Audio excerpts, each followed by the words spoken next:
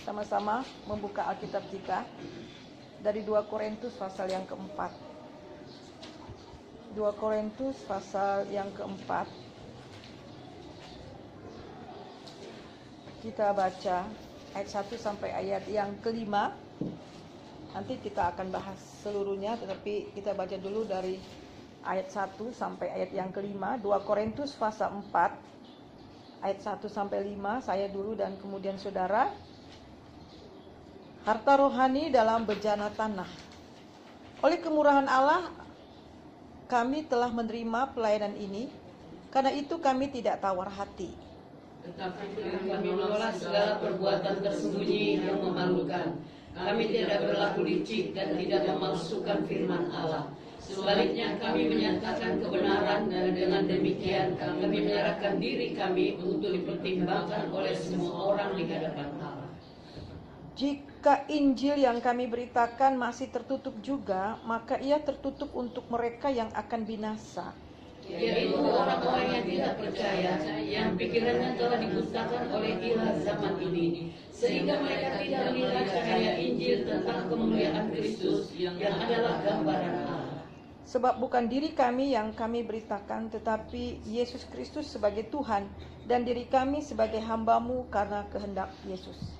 Sebab Allah yang telah berfirman, dari dalam gelap akan terbit terang. Ia juga yang membuat terangnya bercahaya di dalam hati kita, supaya kita beroleh terang dari pengetahuan tentang kemuliaan Allah yang nampak pada wajah Kristus. Ya, sampai di sini, saudara yang kekasih, kita akan belajar kunci keberhasilan pelayanan daripada Paulus.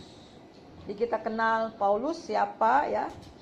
Di dalam pembacaan kita ini ada beberapa hal yang membuat dia sukses dalam pelayanan. Yang pertama itu mari kita melihat di dalam ayat yang pertama. Oleh kemurahan Allah kami telah menerima pelayanan ini.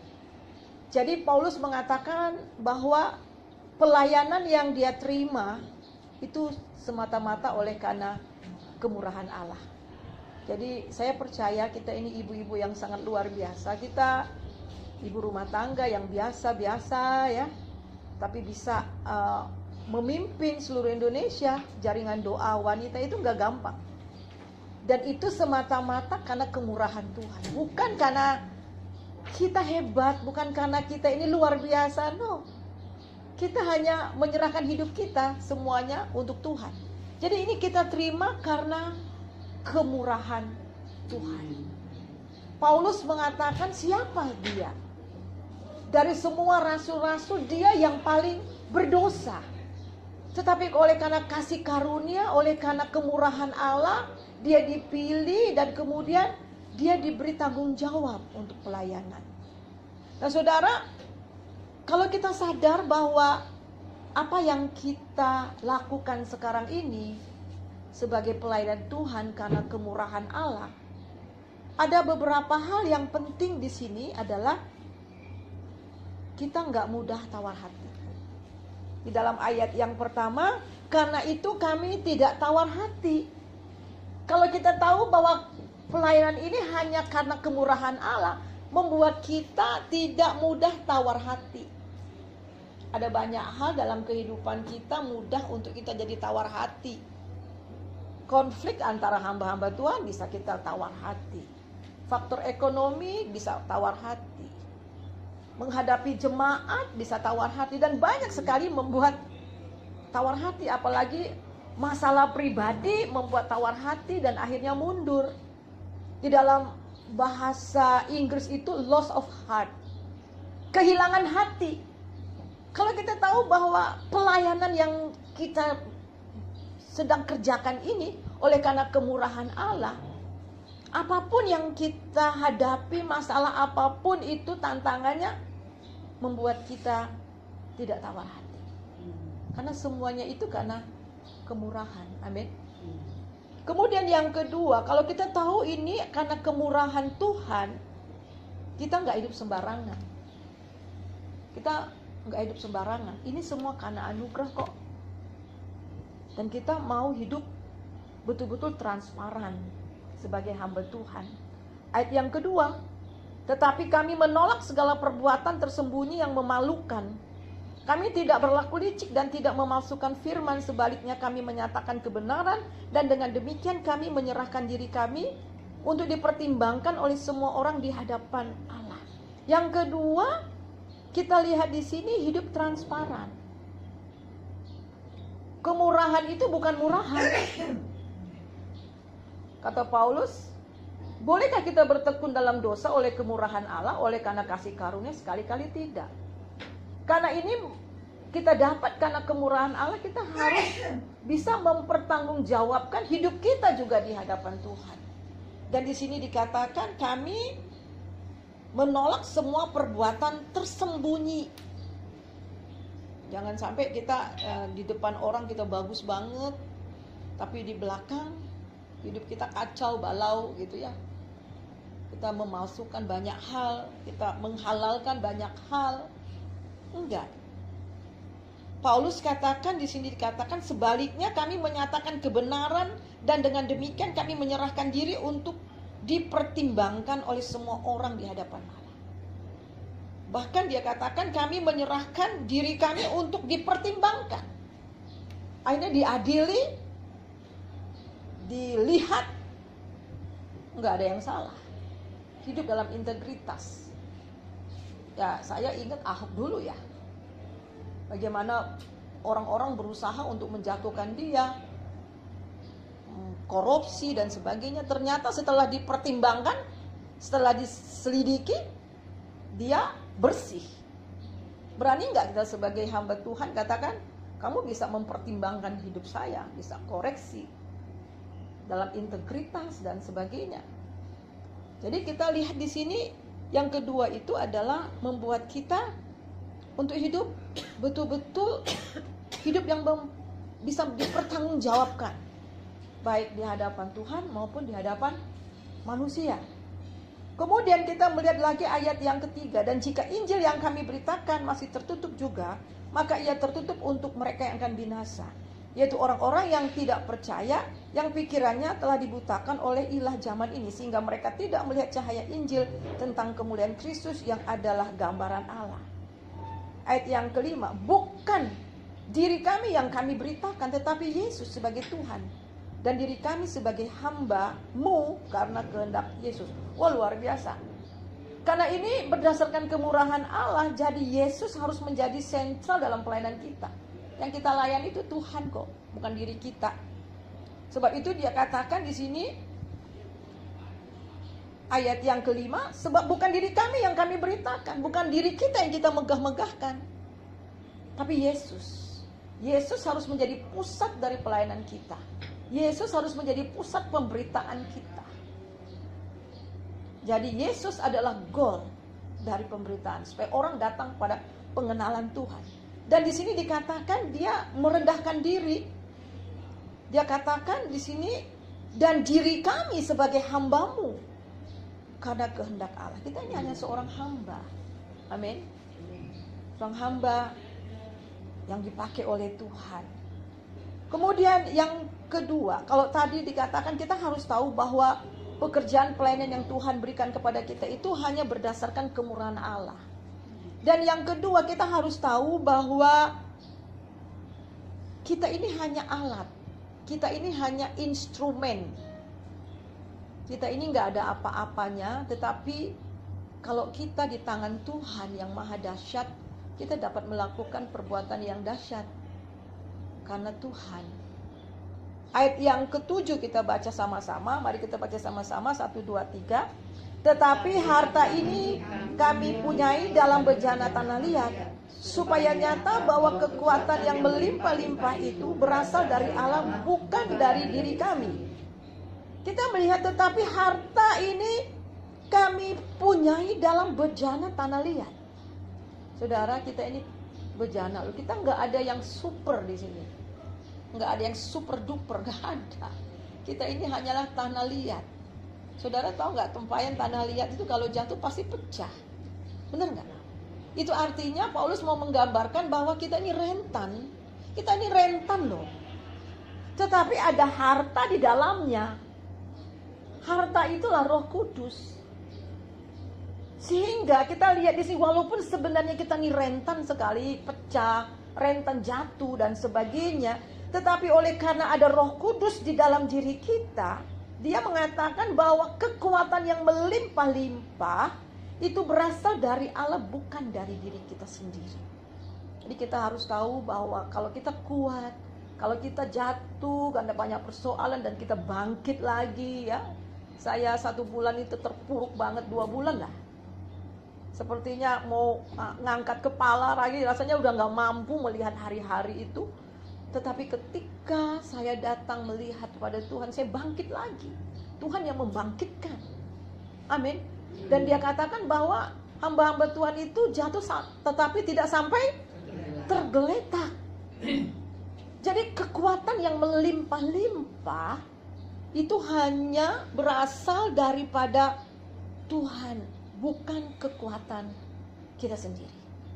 Kalau kita bisa dipakai oleh Tuhan, melakukan, kita doakan orang sembuh, kita bisa membuka jaringan doa sampai berapa ratus wilayah ya, udah provinsi demi provinsi, dan lakukan ajaib. Itu sebenarnya semua karena campur tangan Tuhan. Kita hanya menjalankan tugas kita, taat sama Tuhan dan lakukan, dan kekuatan Tuhan yang melakukan semuanya itu. Dan saya lihat begitu dahsyat banget. Saya tinggal di Kalimantan dan saya melihat, wah luar biasa. Saya suka mengikuti WA grup dari Kalimantan, bagaimana mereka berinteraksi, mereka melayani, mereka lakukan kegiatan-kegiatan. Wah luar biasa.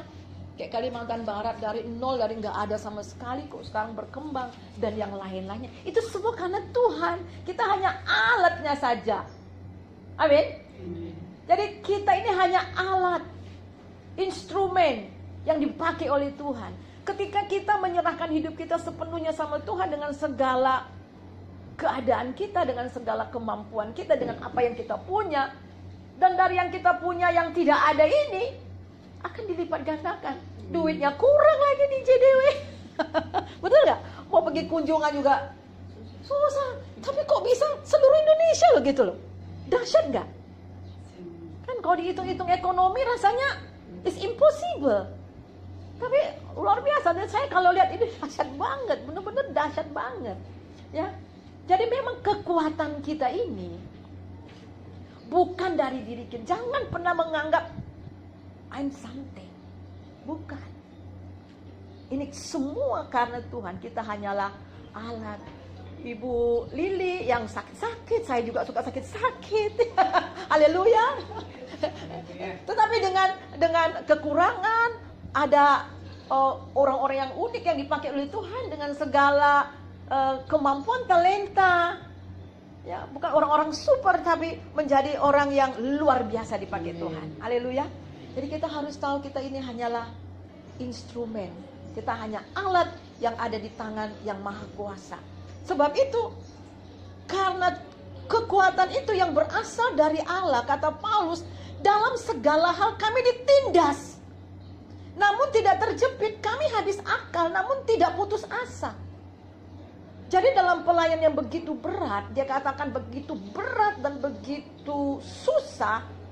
Saya pikir dalam pelayanan kita belum mengalami seberat daripada Paulus. Berapa kali mau dibunuh, ya, udah mau dirajam, dicambuk dan bermacam-macam.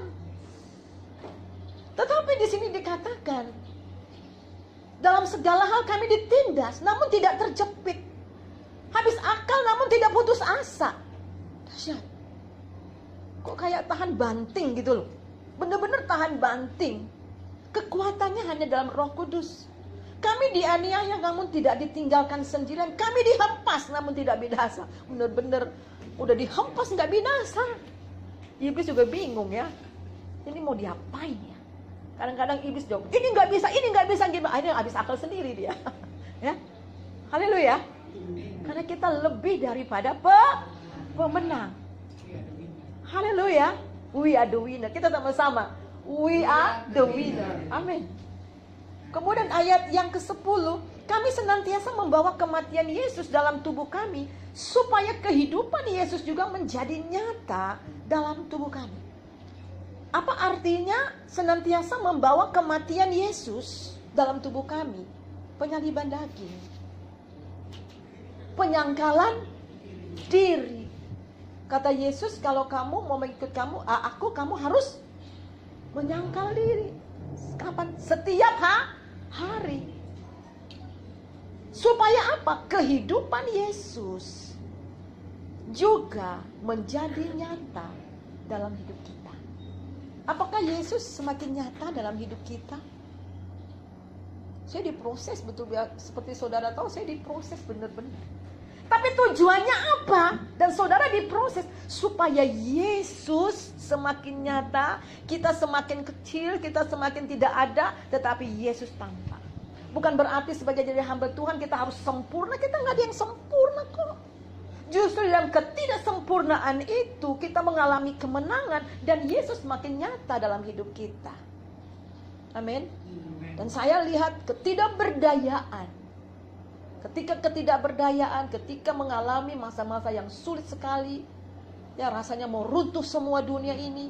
Tapi ketika Yesus datang, menghampiri kita, berbicara dengan Tuhan, Dia angkat kita lagi. Amin. Sehingga akhirnya kita tahu bahwa kekuatan Tuhannya pada Yesus. Kemudian yang berikutnya lagi itu adalah, kita baca saja ayatnya 11. Sebab kami yang masih hidup ini terus-menerus diserahkan kepada maut karena Yesus. Ini karena Yesus. Jadi melayani Tuhan itu gak gampang loh. Pendoa ini emang dapat serangan, saya berkali-kali sakit terus. Sakit saya ini dari betul hasil lab, hasil rekaman maksud medis. Jantungnya lah yang begini, ginjalnya yang begini, otaknya yang begini. Waduh, tapi masih hidup juga. Haleluya. Amin. Ya, berkali-kali emang iblis itu nggak seneng. Wah, ini prajurit Tuhan ini mau di apa? Mau dibinasakan. Tetapi dia nggak tahu bahwa Tuhan yang ada dalam diri kita itu lebih dari segalanya. Jadi kata Paulus, hidup kami ini terus-menerus diserahkan kepada maut. Karena siapa? Karena Yesus. Supaya juga hidup Yesus menjadi nyata. Dan kita lihat supaya apa? Yesus semakin nyata dalam tubuh kita yang fana ini. Tapi kok tetap eksis. Supaya nyata bukan kita, tapi Yesus. Maka demikian maut giat dalam diri kami dan hidup giat di dalam kami. Namun karena kami memiliki roh iman yang sama, seperti ada tertulis, aku percaya sebab itu aku berkata-kata, maka kami juga percaya sebab itu kami juga berkata-kata. Yang ketiga, jadi kalau tadi kita tahu bahwa pelayanan ini oleh karena kemurahan Tuhan. Dan kemudian yang kedua, kita harus tahu bahwa kita hanya instrumen. Kemudian yang ketiga itu adalah kita harus memiliki visi yang besar, iman yang besar. Amin. Sebagai hamba Tuhan kita harus punya iman yang besar dan visi yang besar dan iman yang besar. Ayat 11. Namun karena kami memiliki roh iman yang sama, seperti ada tertulis, aku percaya sebab itu kita berkata-kata. Kita iman, kita berkata-kata 500 GDW akan terlaksana. Amin. Kita iman, kita kata-kata. Dulu waktu saya di Kalimantan, baru hanya di Ngabang doang. Saya bilang seluruh Kalbar akan ada JDW. Sekarang hampir seluruh Kalbar, sampai kecamatan-kecamatan, bahkan bukan hanya kecamatan, desa-desanya lagi.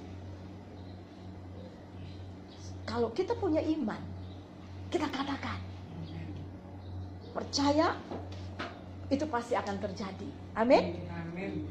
Kemudian yang keempat itu adalah kita terus bertumbuh di dalam Dia.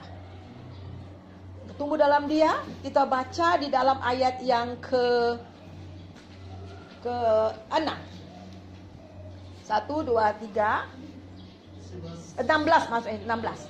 Sebab itu kami tidak tawar hati, tetapi meski manusia lahiriah kami semakin merosot, namun manusia batiniah kami dari hari ke hari. Kita harus terus bertumbuh saudara, karena kekuatan kita hanya harus bangun terus hubungan yang terus menerus dengan Tuhan, Supaya apa? Roh kita supaya manusia batiniah kita diperbaharui dari apa? Sehari ke sehari, day by day. Ya, kita pendoa, tapi kita juga harus punya kehidupan doa sehingga roh kita, batiniah kita diperbaharui dari hari ke sehari. Walaupun jasmaninya sudah merosot. Ini ada yang 71 tahun. Ini memang hebat kita ini ya. Antik, ada yang 60 tahun. Saya jalan 58 tahun. Iya. Cuma Novi agak sedikit muda ya di sini. Yang lainnya udah pada tuir-tuir. Ya makanya. Itu dia. Iya, semua di atas 5. Kita di bawah 70 masih dikatakan masih muda. Iya, masih muda sekarang ya. Iya, yang sekarang. Iya, haleluya. Ya, jadi anggap aja ini umur emas. Masih remaja ya. Ya, itu. Jadi saudara, kita lihat walaupun secara jasmaniah kita semakin merosot, tetapi mari manusia batiniah kita diperbaharui dari hari ke sehari. Dan kemudian sebab kami tidak melihat, ayat yang ke-18 coba kita lihat. Sebab kami tidak memperhatikan yang kelihatan, melainkan yang tak kelihatan. Karena yang kelihatan adalah sementara, sedang yang tak kelihatan adalah kekal.